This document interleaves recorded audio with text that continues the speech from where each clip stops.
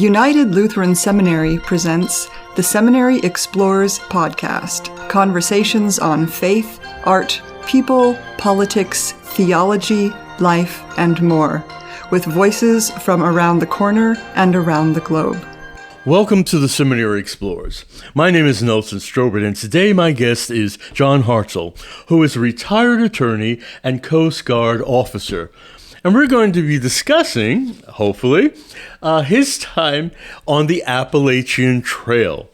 And welcome to the Seminary Explorers, John. Thank you, Nelson. It's good to be here. The first thing I want to do is ask you, how did you come to the decision to hike the Appalachian Trail? Sure. It's been actually a goal of mine since I was a teenager.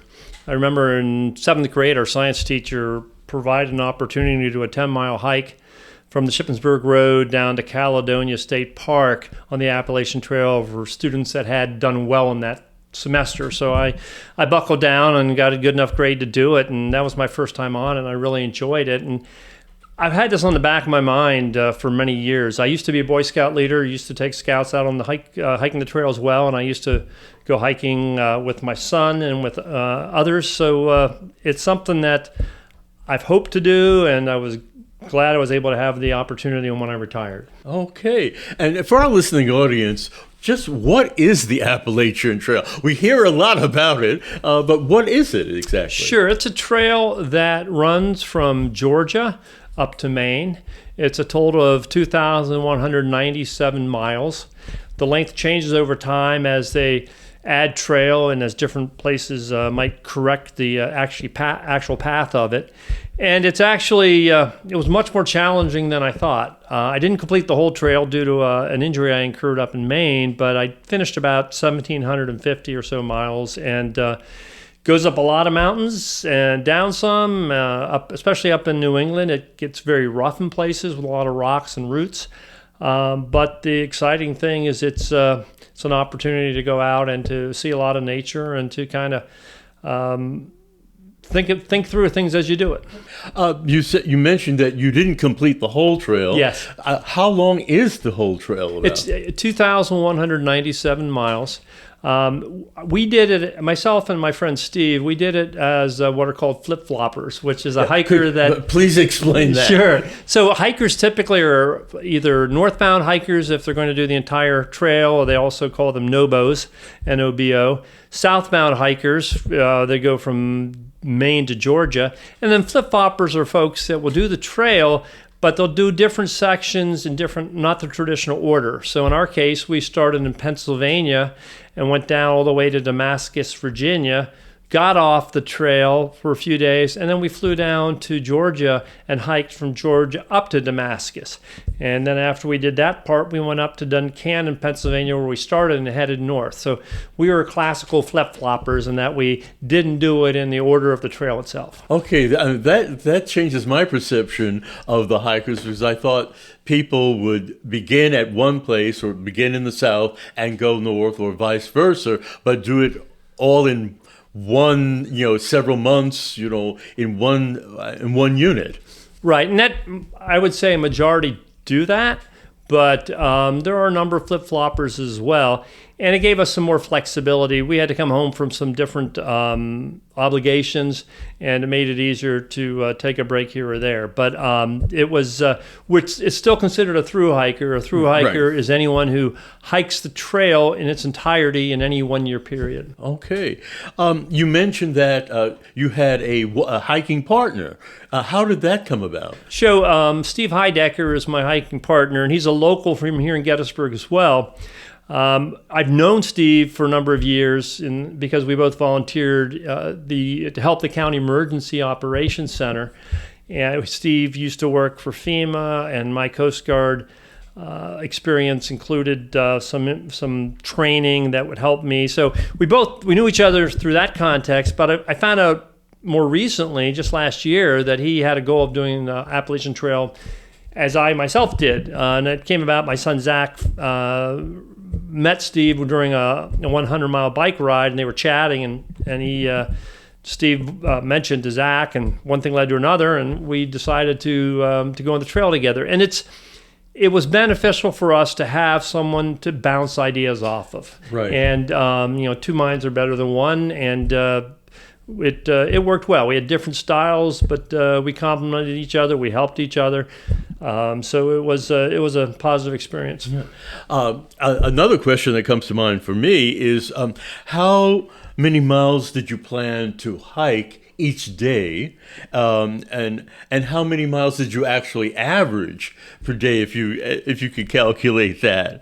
And Sure. So we planned a day based on where water was and where the shelters were. Shelters are 3-sided wooden structures that have a wooden floor, and people they typically would fit half a dozen to a dozen hikers, and they would just lay on the floor parallel to one another on mats and in their sleeping bags. And I tended to like to use shelters. Steve has a hammock set up, and so he would string his hammock up between trees, and I also had a tent in case I needed to use that. So we would often plan our trip to go from shelter to shelter. Sometimes we would actually go from a campsite to a shelter, or from a shelter to a campsite, because there were a number of campsites in between. But typically you have shelters every 10 or 15 miles. In very busy places where there's a lot of hikers, you might have a shelter every 5 miles.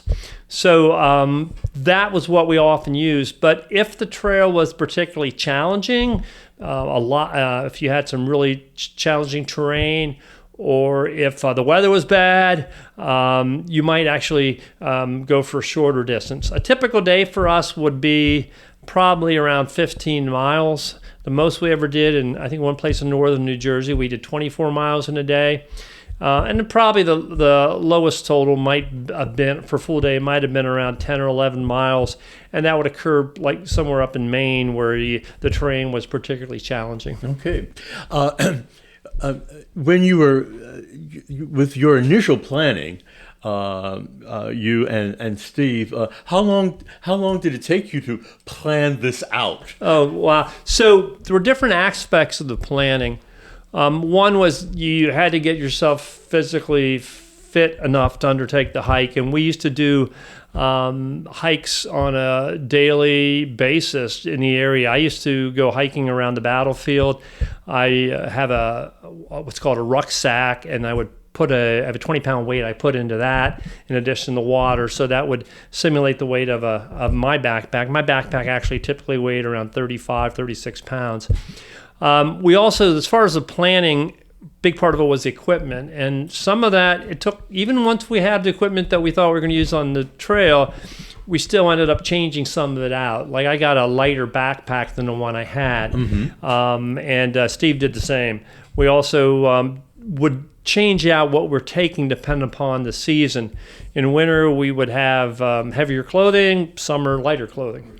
And something that is kind of odd with hiking is you wouldn't take a number of sets of clothing. So you might wear the same clothing for 2 or 3 or 4 days. And right. It got pretty smelly, but you didn't want to really... You couldn't afford to take 3 or 4 sets of clothing, right? Because you would have a set you would sleep in, and then you would have the set you would hike in, and you'd kind of wash between. But you look forward to getting into a town and staying at a hostel where you can get a shower. That's right. Okay, and I would imagine on the trail you meet various people doing the same thing. And could you share some of those encounters? Sure. So you would meet folks, and it was interesting. You typically found folks that were in 2 groups, and this is a kind of a real broad generalization, but you typically found folks that were in their 20s that were just done with college or maybe taking a change in life. And then you found folks in their 50s and 60s that had just retired. And Steve and I were of the other set, the retired set. The oldest set. Yes. But you would find these folks, you'd find folks all over the place. You would find folks throughout the trail. But even when you thought there might be a heavy concentration, you might only see a dozen people in a day. Oh, okay. And you would chat with them typically. You would ask where they were coming from, where they headed to, ask what the trail was like. ask if they stayed at a hostel and if they had any recommendations, any restaurants they recommended. You would typically talk about the trail and what they were going to come across. In fact, it's interesting, over the time on the trail, and I guess I started in February and I got off the trail here in September, I don't think I ever talked about politics. We talked about the gear we wore. We talked about our boots or our shoes or something else, and that was refreshing. Yeah. You wouldn't even sometimes know what day of the week it was.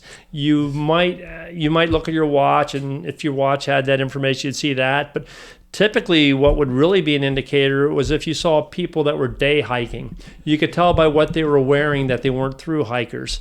They would often have a lightweight pack. Okay. And so that typically meant it was either Saturday or Sunday. Oh, okay. So yeah, it was. You kind of got in the zone. On the trail, I would think there were some difficult days as well. And could you describe? Were there difficult trails? I'm making an assumption. Were there difficult days on the trail? And then how did you deal with those? So there were difficult days on the trail. I mentioned earlier, you had terrain that differed. You have some places where around here, we're very fortunate we have Michaud State Park nearby. We have the Appalachian Trail going through Caledonia State Park. That's about 18 miles west of Gettysburg. And then we go it goes up to Pine Grove Furnace, which is north of Bendersville. So they're all fairly close. And those trails are lovely, but they're fairly good condition, or I shouldn't say, it's fairly easygoing terrain in comparison to some of the more challenging areas. For example, the northern part of the trail in Pennsylvania has led to Pennsylvania being called Rocksylvania, because you have a lot of areas where you have a lot of rocks you have to kind of hop across. And it's funny that it gets that nickname because once you get up into New England, especially up in Maine and New Hampshire, it's that way all the time. So it's not any different, but Pennsylvania, I think, is the first state the northbound hikers see this in. So that's why Pennsylvania's gotten that nickname. You would have weather issues. You would have some rain or days where we hiked totally through the rain, and you wouldn't typically go as far, and it didn't matter how good your raincoat was. Sooner or later, you were going to be soaked.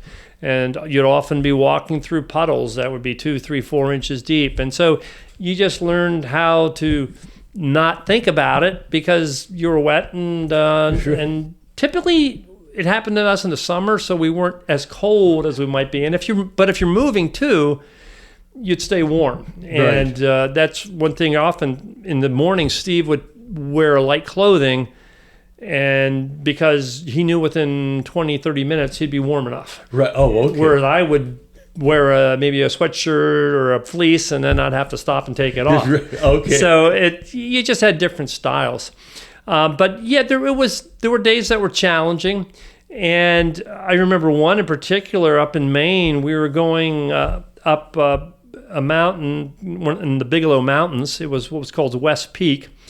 And you're going hand over boulders, and it was particularly challenging. I was very sweaty. I was very tired. But then you get on top of this peak that's over 4,000 feet in height, and you can see everything for dozens of miles, a lovely breeze, and it was incredibly beautiful. So it was the contrast between the physical challenges and yet the visual rewards was so significant. It was surprising. So those were things that happened often, that you would get rewards like that. Okay. Well, as you talk, I was thinking, what about provisions, food? How did you stay nourished during this period? We're always hungry. And I lost a good bit of weight on the trail also. But what we typically did is we ate a breakfast, and I think we both ate oatmeal. Mine was oatmeal that I had added raisins and walnuts to add some protein and some more carbs. Then during the day, it would be protein bars and nuts and fruit, typically raisins again. And then at nighttime, I would eat a dehydrated meal. It was one that you would get from a camping supply store, and it would be 2 servings, but I would eat them both. And it would all you really had to do in that case was just boil water. In fact, our breakfast and our dinner both just required boiled water. It was much easier than having to do something more elaborate. So there were some benefits of that. It was much. The whole preparation time was much quicker. We also had coffee in the morning from dehydrated coffee, which meant that in your backpack you had to have utensils and pot or we got to the point boil the water. Right, we got to the point where, and it made sense, we just shared one stove. Steve had brought his stove and I would bring the gas. And I think I actually brought the extra gas. It was using like a propane tank, very small one. And we each had one spork, which was a lightweight spoon-shaped object with little tines on it. Oh, right. And that would be what we would stir our coffee with. We would eat our oatmeal with. We'd eat our dehydrated meal at the end of the day. It was all done with just that spork. So one of the things that we learned was just what we needed and what we didn't need. Right. There were things that we would have enjoyed, of course, but we just didn't take them because everything you took added weight. You're right. My typical backpack weight was around 36 pounds. And there are some people that carry less than that. Okay. And there's some people that carry more than that. But I was always trying to figure out ways to lower that total. Okay. But we would take the food that we would last for typically 3 or 4 or 5 days. Okay. And more than that, it would be a weight that was just more than we wanted. And then how did you get supplies? I mean, so we refill. Sure, it's a good question. You had trail towns the trail went through or went near, and they typically had an outfitter that would provide for camping supplies. And a lot of the hostels we stayed at, which were basically hiker inns that focus their business on helping hikers, they would also have a lot of provisions. And so we would get new stuff. And sometimes we might have an opportunity to get more food, and we wouldn't because more weight. More weight, exactly. So it's one of those things you figured out as you went along. And we stopped when we saw there was something significant there, such as there might be a town and then not have another town for 2 more days. So we would stop there. Maybe it was only 3 days into the trip or into that leg of the trip. And we also would stay with family friends. We stayed with a high school friend of mine. We stayed with some relatives of Steve's. We even stayed with a relative of one of Steve's friends, a gentleman who up in New York who had done a lot of hiking and work on the trail. So we learned to ask. We weren't rude, but just it was. You were no longer bashful. Exactly. Well, even more so than before when it came to inviting ourselves over. But it was we stayed with a friend, college friend of one of my older brothers, so up in Maine. So it was, and that was nice getting to know people too, and people were very willing to help. There's something about the kind of the cachet of a hiker. It was right. It was kind of unique. Right. The other thing you mentioned, mountains. And my perception of the Appalachian Trail is that it's a trail, and you added the rocks, boulders, etc. But I didn't realize that there are mountains that are involved in the Appalachian Trail. Well, it starts in Springer Mountain in Georgia and ends on Mount Katahdin up in Maine. So the 2 ending points are both on summits. But in between, you do go over some. In fact, in Maine, there were a number of 4,000-foot peaks that you went over. Their hobby, at least in the East Coast among some hikers, is to go and summit as many 4,000-foot peaks as they can. And it's called peak bagging. So there's a hobby you probably didn't know about. Indeed. But so you would see some of these folks when you did it, and it was challenging, and some of the trails up to the peaks were more challenging than others. But a lot of in the New England, you saw a lot more rocks on the trail than in areas down here in the middle Atlantic states where it might be more dirt-based or more leaf-based. Right. But it's part of it. It's just part of the challenge. One of the things I would read your posts on Facebook, and the one post that got to me was that you had an accident. Yeah, it's not uncommon to trip and fall on the trail. When you're carrying that much weight up high in your back, when you're trying to move along at a pretty good speed because you want to get to a campsite before it gets dark, sometimes you might miss a rock, you might miss a route and trip. What happened in Maine, south of Andover, was I actually tripped and fell on the trail, but then I slipped off the trail because the trail itself was kind of following a little bit of a ridge line, and I slid down into a boulder and I hit my face on the rock, and I didn't knock myself out, but it was painful, and I was really more concerned about my teeth because my teeth went numb in the right side of my jaw, upper jaw. I hiked out to a road. It was about 1.5 miles. Then it was a very rural area, and I had to walk for about half a mile on that road till I saw somebody, and I flagged this person down, and he took me to the local firehouse in town, and they in turn called an ambulance, and I had it examined at a hospital in a town about 15 miles away in Maine. It turns out my teeth were fine, but I had actually fractured 4 bones in my face. 2 of them were in the orbitals around my eye, and then my cheek and my nose. And although it appears that they were broken in place, it just made more sense to get off the trail. Okay. Because it's something I could aggravate very easily. And so I think that was on September 9th. So that's why I got off the trail when I did, still having about 450 miles yet to complete the trail, which I'll do next spring. Oh, okay. So this is going to sound somewhat odd, but to have that happen and to figure out what I needed to do and to take care of it's one of those things that it gave me a sense of confidence that I felt more comfortable dealing with some sort of calamity that might occur in the future. Exactly. As you reflect on your time hiking, how has this experience so far changed you, do you think?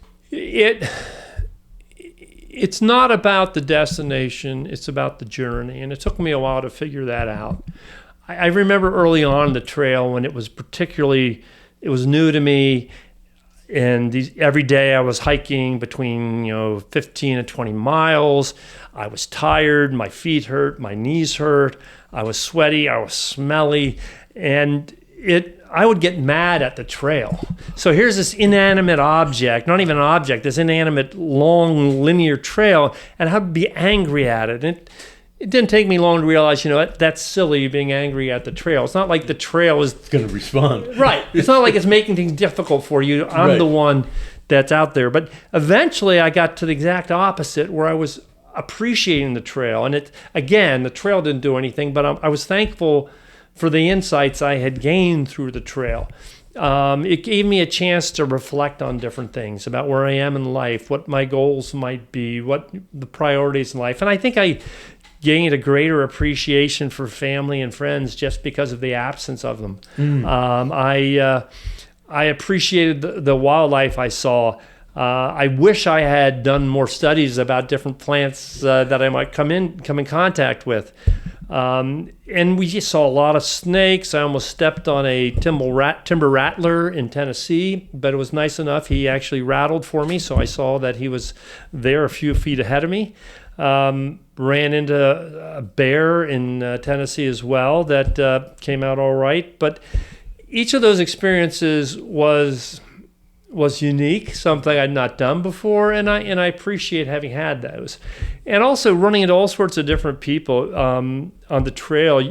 I mentioned earlier, I never talked about politics with any person at all. Right. We would talk about the boots we were wearing, or the shoes, or the food we used, or what was coming up in the next town, or the challenges somebody had, or how they were dealing with it. So it was really rewarding in that sense that it was a more pure respect for one another because we were each going through the same challenges right. and we were doing it our own way. And I don't know if I mentioned it yet, but there's this adage, hike your own hike, which almost sounds like this libertarian idea of let people do what they want, but it's about respecting each person's way of hiking. And also giving you, in a sense, permission to do whatever works for you. And that's what we would do every day. We would plan it, and then some days it didn't turn out that way, and you figured out on the fly how to do it differently. For those in our listening audience who might be thinking about doing the Appalachian Trail, after hearing your experience, what recommendations would you give to them as they think and plan about doing such an adventure? Well, first thing I would recommend is go hiking. You don't have to go do the Appalachian Trail right off the bat. There's a lot of local trails. York County has a rail trail. There's also one over in Shippensburg. And then we have the Appalachian Trail, as well as other trails over in Caledonia, going through Caledonia State Park. They have some circular trails as well.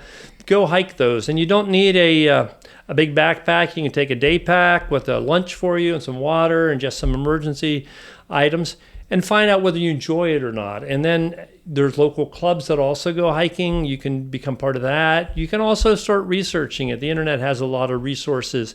The Appalachian Trail Council is an organization that works, it's known as the ATC. It works with the National Park Service in administering the trail, and they have a lot of resources. And there's a lot of things on Facebook and other places where you can see what other folks have done. It's challenging. It was much more challenging than I thought, but it's also something that's very rewarding, and you can often go to it in steps. And I mentioned to you earlier that a lot of folks actually do the trail over many years. They'll do sections. They're called section hikers. And one year they may do New York. The next year they may do Connecticut. And over many years, they'll complete the whole trail. Okay. And they're just as respected as much as folks that are through hikers. Oh, great. I can't believe it, but our time has come to an end. There's still more questions I have, and perhaps we'll continue when you come back from your next portion of the trail. Oh, I would enjoy that, Nelson. Right. Thank you so much. Right. My guest today has been John Hartzell, who is a retired attorney and Coast Guard officer who has completed a lot of the Appalachian Trail, and which he described with us today. For the Seminary Explorers, this is Nelson Strobert. Have a good day. You have been listening to The Seminary Explorers, a production of United Lutheran Seminary with campuses in Gettysburg, Pennsylvania, and Philadelphia, Pennsylvania. We invite you to visit our website at unitedlutheranseminary.edu. All opinions expressed on this program are not necessarily those of United Lutheran Seminary or the Evangelical Lutheran Church in America.